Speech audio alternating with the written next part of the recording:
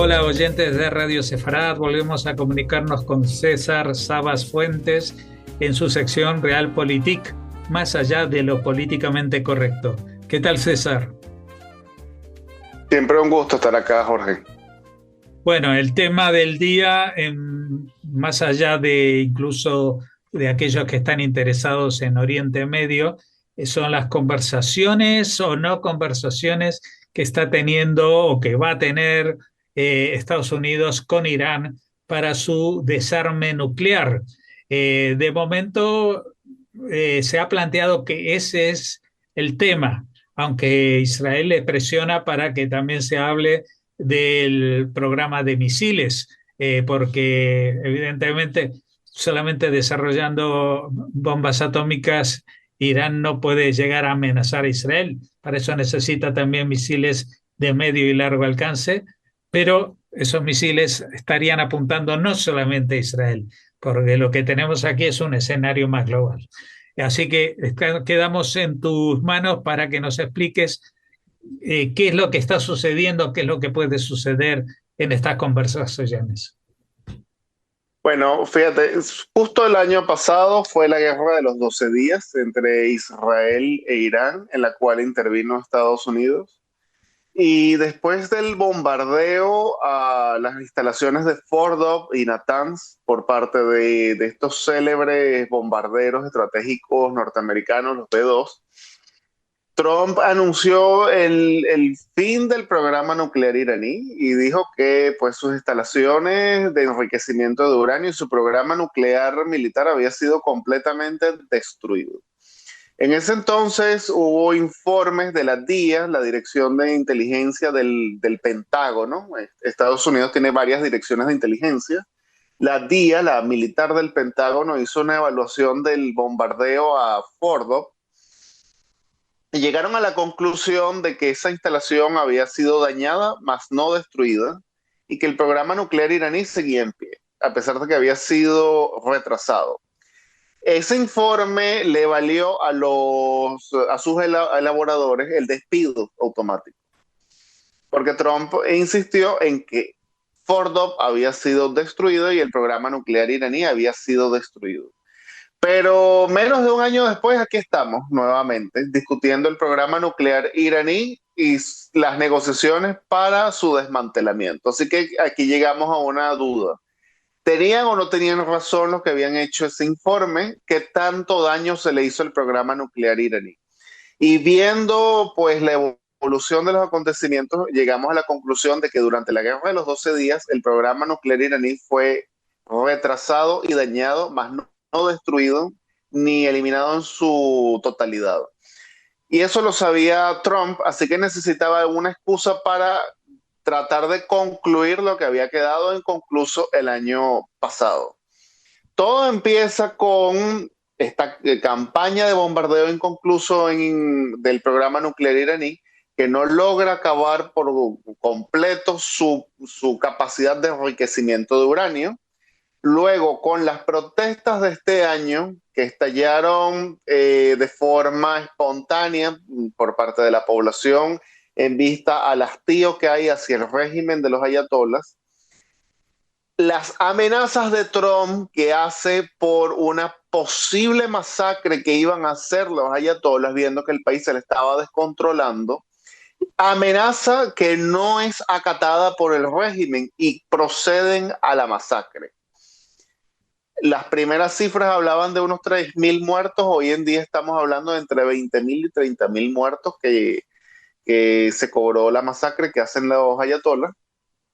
Y por supuesto que esto pone a Trump en una posición bastante incómoda, porque una vez que él da su palabra a los manifestantes y de hecho los alienta a salir a protestar y exigir sus derechos y dice la ayuda va en camino y los ayatolás no le prestan atención y aún así proceden a la masacre, entonces la credibilidad de Trump quedaría entredicho si él no hace algo. Justamente lo que terminó pasando en Venezuela, que tuvo que hacer algo para que su credibilidad no quedara entredicho. Aquí pasa lo mismo con Irán.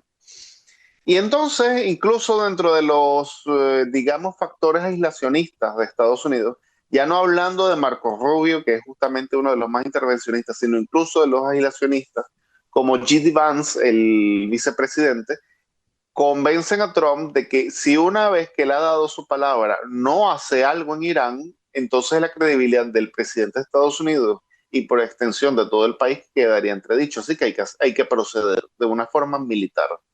Y empieza el despliegue de activos militares norteamericanos en el Medio Oriente otra vez.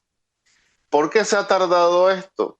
Porque más bien la política de la administración Trump venía siendo, y lo conversamos en programas anteriores, más bien irse retirando del Medio Oriente, no por completo, no olvidarse del Medio Oriente, pero sí reubicar activos militares en otras zonas. Y por eso veníamos viendo el despliegue en el Caribe. Casualmente, el mismo portaaviones que había sido enviado para el Caribe y que participó en la operación en contra de Nicolás Maduro el 3 de enero, el portaaviones Gerald Ford ahora ha sido otra vez llamado a que regrese al Mediterráneo y al Golfo Pérsico para unas potenciales acciones militares en Irán. Entonces, o en vista de que estaba bastante desprovisto los activos militares norteamericanos en el Medio Oriente, volver a acumular ahí efectivos y material toma tiempo. Y en ese tiempo las protestas fueron aplastadas, masacradas y el régimen se impuso. Y la población pues no tuvo ayuda. Ahora, ¿cómo cambia la situación? Porque ya Trump ya no va a intervenir en favor de las protestas. Ya no hay protestas, ya fueron completamente masacradas. Tampoco por el cambio de régimen, o por lo menos en estos momentos. No hay unas protestas, no hay un peligro del régimen, pero Trump tiene que hacer algo. Entonces saca la carta del acuerdo nuclear. Vamos a llegar a una especie de acuerdo. Voy a poner todos estos activos en el Medio Oriente para presionar a los iraníes a llegar a un acuerdo que ponga fin definitivo al programa nuclear iraní desde el punto de vista militar. Y aquí hay una gran diferencia entre lo que propone Israel y lo que propone Estados Unidos. Israel, con su profunda desconfianza hacia el régimen islámico de Irán, propone el desmantelamiento integral del programa nuclear iraní y que esto incluya en las conversaciones poner límites a la producción iraní de misiles balísticos de corto y largo alcance, y también el fin del apoyo iraní a sus proxies, es decir, a las milicias que ellos han construido, como los hutíes, el Hezbollah y las milicias iraquíes. Estados Unidos está de acuerdo con incluir los límites del programa misilístico iraní y el fin del apoyo a todas estas milicias terroristas en el Medio Oriente, pero no contempla el desmantelamiento integral del programa nuclear iraní, algo que los iraníes jamás aceptarían, sino del enriquecimiento de uranio. Y este es un detalle que hay que, digamos, comprender. El programa nuclear iraní en sí no es peligroso. Lo peligroso siempre es el enriquecimiento de uranio. Hay muchos países que tienen programas nucleares, pero el problema es el enriquecimiento de uranio. De hecho, el uranio como tal, como mineral de la naturaleza, ni siquiera es un problema. Porque muchas veces yo escucho, digamos, rumores de que Venezuela le ha vendido uranio a Irán, cuando en Venezuela no tenemos minas conocidas de uranio. Eso sería un problema. ¿Y dónde consiguió uranio Irán? El problema nunca es el uranio, sino que una vez que ese uranio se consigue en estado natural, no es lo suficientemente radioactivo como para convertirse en una bomba atómica, ni siquiera para generar energía nuclear. Tiene que pasar por un proceso muy complicado y que requiere un alto tecnicismo que se llama enriquecimiento. Los isótopos de ese uranio los transforman en un isótopo fisionable. Aquí ya un científico nuclear podría dar una explicación más detallada, pero básicamente es un proceso que se llama el enriquecimiento. Los meten en unas máquinas muy sofisticadas que se llaman las centrifugadoras. Irán las tiene. Con el tiempo, ese uranio lo van enriqueciendo. Cuando lo enriquecen al 3,5, entre 3,5 y 5%, ese uranio es apto para la energía nuclear. Pero si lo siguen enriqueciendo, lo llevan al 90%, ahí es cuando es el uranio apto para la bomba atómica. Y en estos momentos Irán ha enriquecido una cantidad considerable de uranio llevándolo hasta el 60%. Esa cantidad de uranio, el 60%, si los iraníes la llevaran al 90%, ya tendrían entre 6 y 8 bombas atómicas. Entonces, los norteamericanos se han basado en, tú puedes tener tu programa nuclear. Incluso el año pasado le proponían a Irán, yo hasta te puedo dar una donación de 30.000 millones de dólares del bolsillo de los norteamericanos para que tú mejores aún más tu programa nuclear civil, pero renuncies a enriquecer uranio. Y le compras el uranio enriquecido, el 3,5 hasta el 5% a otro país. Canadá, Rusia, China, el que tú mejor quieras. Pero te van a vender el uranio enriquecido nada más para la energía nuclear. Los iraníes se mantienen férreos en su postura diciendo, es nuestro derecho como país soberano enriquecer el uranio nosotros mismos y nosotros prometemos que lo vamos a enriquecer muy poco. Y aquí es donde entra el detalle porque Estados Unidos no se fía, Israel muchísimo menos, pero Estados Unidos tampoco, porque dicen, si ya has llevado el uranio hasta el 60%, que no lo necesitas para la energía nuclear, ¿no? ¿Qué nos, digamos, dice a nosotros que tú ese uranio no lo podrías llevar con tus científicos y tu tecnología que ya tienes un poco más y lo llevas al 30% y automáticamente prácticamente tienes unas 8 bombas atómicas, te declaras un estado nuclear? Y aquí es donde está uno de los problemas de un posible acuerdo. En el 2015 Obama había logrado negociar con los iraníes un programa nuclear que no incluía los misiles balísticos, no incluía el apoyo de Irán a sus milicias terroristas en el Medio Oriente y le permitía a Irán enriquecer el uranio, pero hasta el 3,5%. Y había una inspección y ese acuerdo se iba a mantener 15 años. En el 2018 los israelíes convencen a Trump de que renuncie al acuerdo para hacer un acuerdo que presionara a Irán, no solamente con el uranio enriquecido, sino que se incluyera los misiles balísticos y su, digamos, participación terrorista en el Medio Oriente. Desde el 2018 hasta esta fecha no se ha podido negociar ningún acuerdo. Y culminamos en la guerra del año pasado. Y los bombardeos inconclusos culminan ahora en este proceso que hay una cantidad de uranio enriquecido bastante grande, perdidos en la inmensidad de Irán, y con todavía una capacidad de enriquecimiento que todavía desconocemos. Porque si bien fueron bombardeadas 2 instalaciones nucleares, había una tercera que iba a ser mostrada a la Organización Internacional de la Energía Atómica, y desde esa guerra los iraníes cancelaron la visita, así que hay algunas centrifugadoras en algún lugar de Irán que no sabemos dónde están. Y ese es uno de los asuntos que Trump quiere resolver con todo este despliegue. Ahora, ¿por qué es importante? Justo el día martes 17 se van a reunir en la segunda ronda de negociaciones los representantes de Estados Unidos, Steve Witkoff y Jared Kushner, por una parte, y el canciller iraní Abbas Arachni en Suiza para discutir. Va a ser la segunda ronda de discusión. Y ambos tienen posiciones maximalistas porque Estados Unidos exige el fin del enriquecimiento de uranio e Irán exige mantener sus niveles de enriquecimiento de uranio a un mínimo como ellos lo están ofreciendo. Y antiguamente todas estas conversaciones han fracasado porque los iraníes están férreos en su posición. Otro de los problemas que impide llegar a un acuerdo es que Trump desea, y digamos es su naturaleza negociadora, hablar directamente con el jefe, como él los llama, y llegar a un entendimiento. El problema es que en Irán el presidente no es el jefe, y muchísimo menos el canciller, es el líder supremo. Y el líder supremo ha rechazado de plano hablar personalmente con Trump.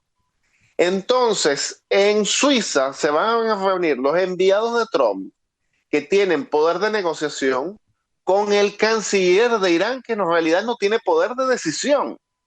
Y ahí es cuando dicen los norteamericanos, aquí hay un problema de desconfianza y de autoridad, porque vamos a negociar con una persona que a la hora de la verdad no tiene ningún poder dentro de Irán. Y de hecho, en 2015, cuando Estados Unidos llegó al acuerdo nuclear con Irán, ¿qué fue lo que dijo el líder supremo? Este acuerdo yo ni lo apruebo ni lo rechazo. Lo firmó el presidente y lo firmó el canciller. Pero el líder supremo, que es el que tiene la última palabra, se abstuvo de dar su consentimiento.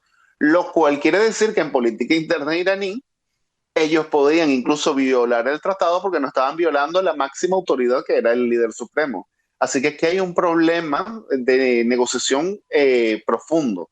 Y el otro problema es que Estados Unidos ha jugado, o por lo menos la vez pasada, el año pasado jugó mucho el engaño. Por una parte estaba negociando con los iraníes y por la otra estaba planificando el ataque.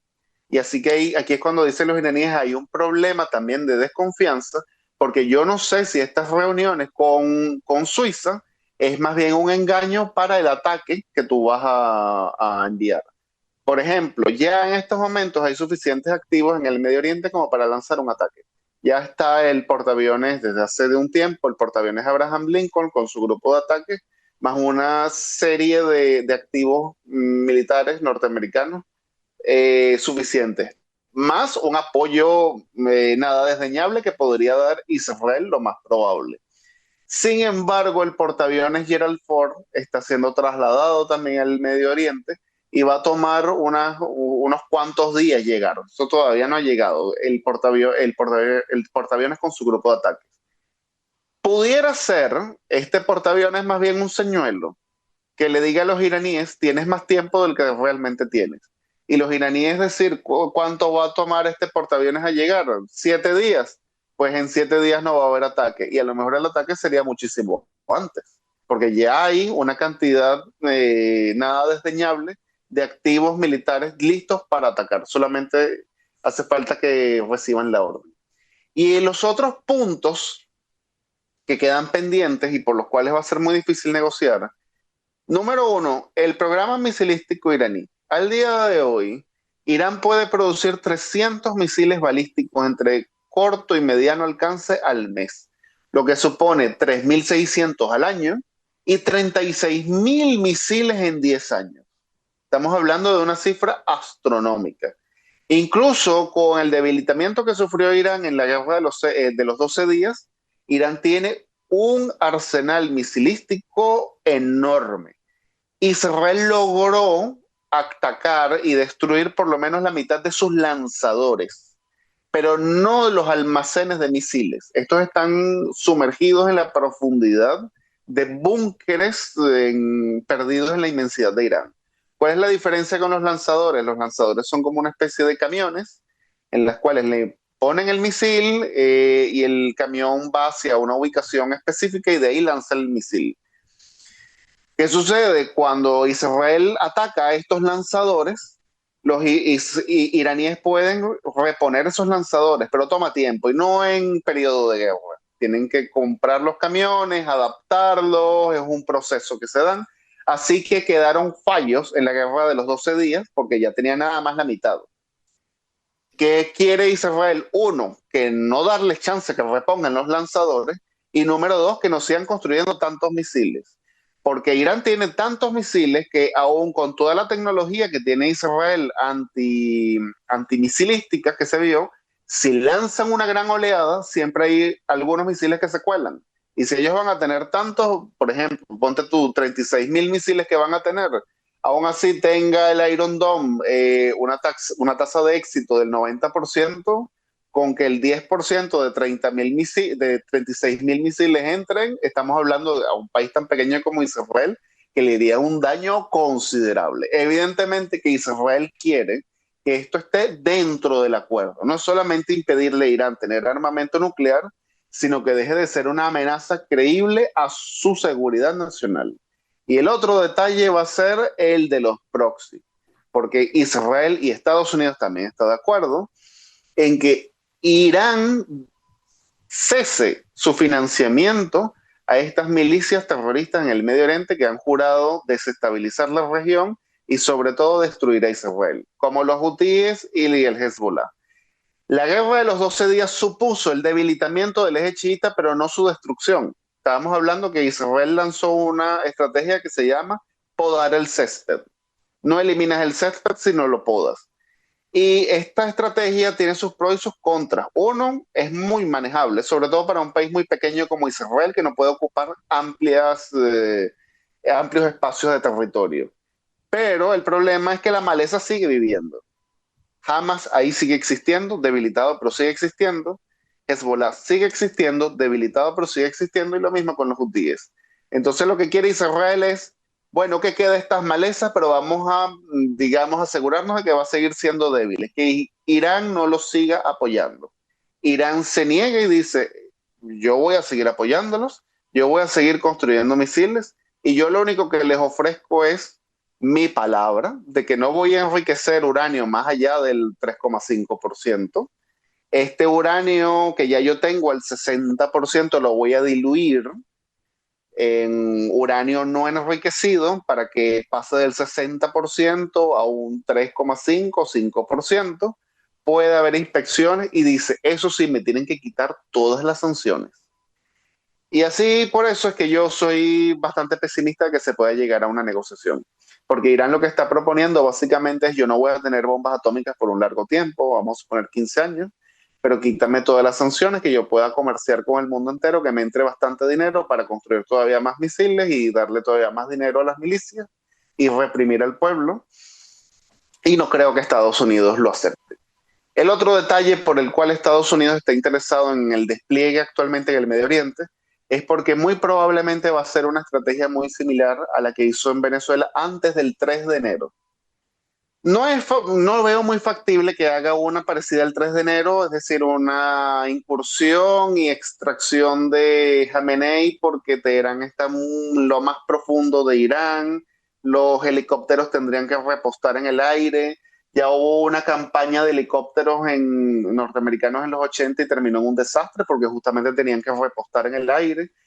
Pero sí puede hacer lo que sería un bloqueo naval, como hicieron con Venezuela antes del 3 de enero. Ya este bloqueo lo están eliminando, pero lo podrían hacer con Irán. Ahorcar su principal fuente de ingreso, que es la venta de petróleo, y con ello también presionar a China, que es el principal adversario geopolítico de Estados Unidos.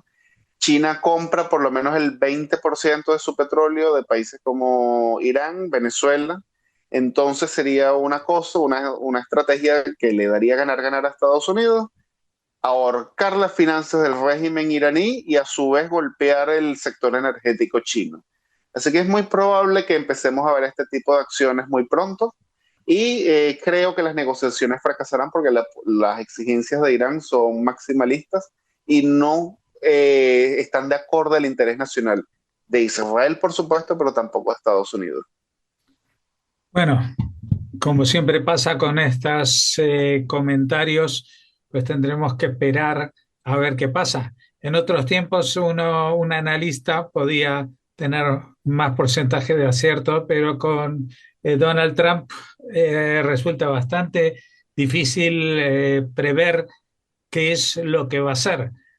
Porque yo tengo el convencimiento de que aunque alguien pudiera leerle lo que tiene en la cabeza hoy, pues 10 minutos más tarde no sería lo mismo. Así que posiblemente sea uno de los principales elementos que jueguen justamente a favor de Estados Unidos y en favor también de Israel para llevar a cabo el final de la amenaza iraní. La imprevisibilidad de Trump es quizás el arma más poderosa que hoy en día poseen, porque también poseen evidentemente las armas, tienen allí a los portaaviones, y el hecho de que hasta ahora haya tratado de evitar confrontaciones directas no quiere decir que en algún momento pueda ponerlas en marcha contra el régimen iraní.